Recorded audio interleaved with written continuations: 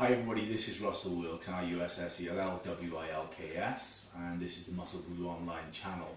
Today I'm answering a number of questions to do with grip strength as in comparison to forearm development, and I'm going to show you a couple of different exercises that you can do to build both, so grip strength and forearm development. So basically, the first thing you have to realise, obviously, about this is, by the way, for Flegel is in Ontario.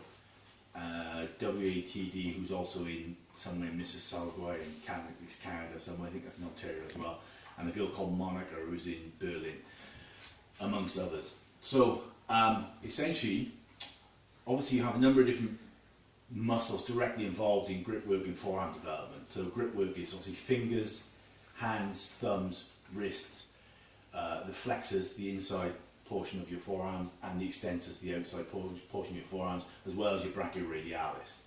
And the great thing about getting stronger with your grip work is that you can have a stronger grip on life, and vice versa. If you have more vitality, you have a stronger grip on life, but also if you develop your grip, you have a much stronger grip on life. Now, here's the thing, a lot of people are very confused about the difference between grip strength and forearm development. They think the two go together. This is a perfect example of not necessarily being true, because for example you can have really big legs and not be as strong as someone who has thinner legs, if you like. If you look at the difference between, say, a lot of bodybuilders, a lot of powerlifters, a lot of competing weight class powerlifters have thinner legs and a smaller back, etc., and yet they're picking up more weight than bodybuilders who are much bigger. And the reason, I know it's a generalization, I know it isn't necessarily always true all the time, but I know why that is. The fact that generally a denser muscle is a stronger muscle, and grip strength is all about denser muscularity, and is all about basically your ligaments,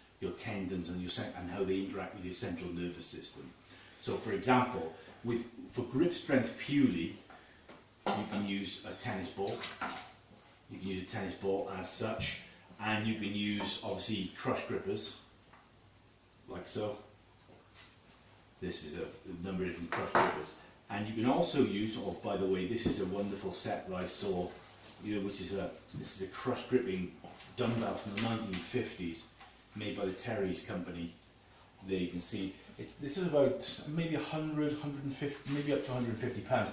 And essentially you just squeeze it like that, like so, and these tines come through like that, and you hold it like that. It also doubles as a dumbbell.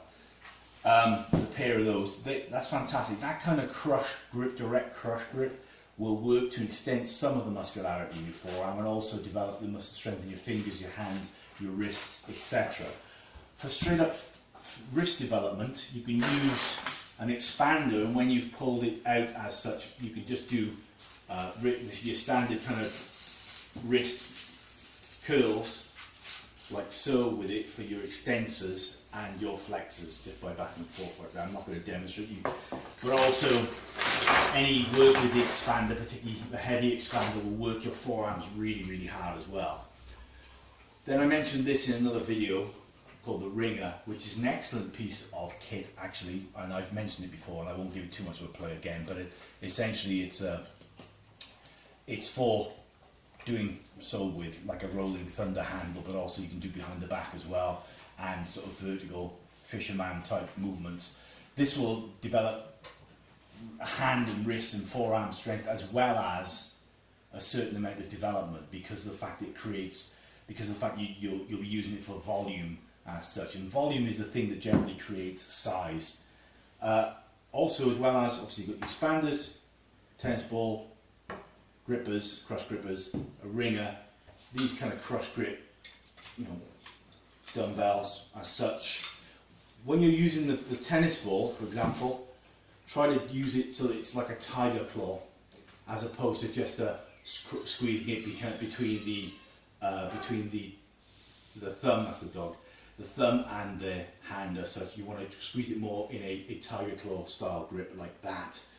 I'm not going to close it because I trained yesterday and I'm tired as it is. So one more thing, there is straps. Why would I want to use straps for? Most people use straps in a gym to take the work off their grip, but I'm now going to show you what I consider to be one of the best all-round grip strength work, grip strength and forearm development exercises, and for that I'll need to go over to a beam and tie these around, so just bear with me and I'll do that. Okay, so now I've come over to a beam. If you have a beam like this, obviously you can use a kiddie's playground type thing, a pull-up bar, any kind of beam whatsoever. What I'm going to show you is, I think, one of the best exercises for general grip development as well as forearm development, or grip strength development and forearm combined. And I think that this is actually better. I find this is better than doing wrist curls both ways, because of the fact that you're using your own body weight and you can add weight to your own body weight, so it's much heavier. Wrist curls, you're only ever going to use maybe I don't know, a 20-pound barbell or a 50-pound barbell, but with this you can use your own body weight, and instead you can add more weight. What we're going to do is you can see that I've looped two straps around the beam like so. Now I'm going to put my hands through there, and at the same time I'm going to grip the tails of the straps so they're going to be in my hand as such, like that. And I want them quite close together. I want it to be about a foot or so at least, and I want to make sure like I'm holding on to them. You can do the same thing with towels as well. And all I'm going to do is basically come up into a pull-up position with my head level with the beam as such, and I'm just going to hold it for 30 seconds. It's pure isometric static contraction. So just come up and go like so, and hold it like this, and keep holding it. I know it's a little bit boring for video, but you can see straight away that my forearms are getting a massive amount of use and work. And if you angle backwards slightly, they're getting a lot of work. And then of course you can do reps as such, with pulling up, keeping your grip steady and coming down. So I'm not going to do that for too long, but already just doing that creates a lot of development and in your forearm, but also of course your fingers, your hands, your wrists, your forearms together are working on strength. Use a narrow grip about a foot apart as such, and start by doing maybe, I used to do 3 sets of 30 seconds with those,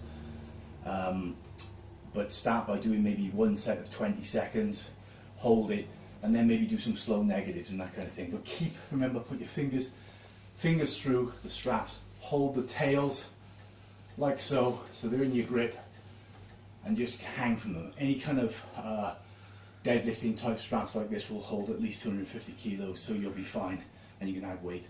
So that was grip strength versus forearm development. I'll talk a bit more about it because this is quite a confusing topic for a lot of people.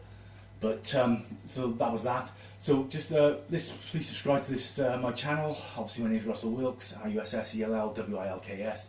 This is the Muscle Voodoo channel. Like, subscribe, link up, ask questions if you want. And I will do more videos soon. Thank you very much, and goodbye.